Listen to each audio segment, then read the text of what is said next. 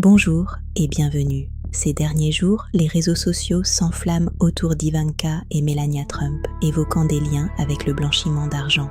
Il est essentiel de clarifier dès le départ qu'à ce jour, aucune condamnation ni mise en accusation officielle ne les vise pour de tels faits.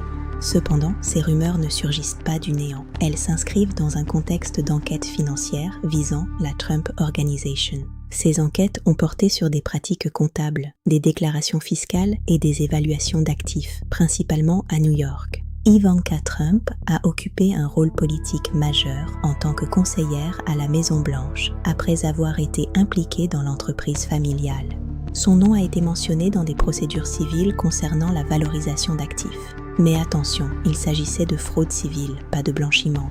Le blanchiment d'argent est un crime spécifique qui consiste à dissimuler l'origine illégale de fonds en les intégrant dans le système légal. Pour qu'une telle accusation soit valide, il faut démontrer un lien direct avec des activités criminelles.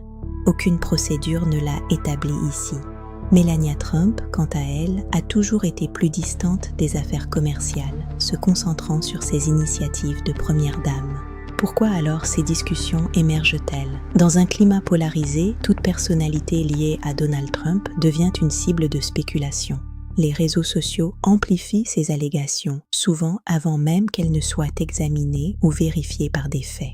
Il faut aussi comprendre que la Trump Organization a mené des activités internationales complexes, ce qui alimente les débats médiatiques. La confusion entre enquête, accusation et condamnation est fréquente. Pour Ivanka et Melania, aucune condamnation pour blanchiment n'existe. Ces accusations peuvent être instrumentalisées.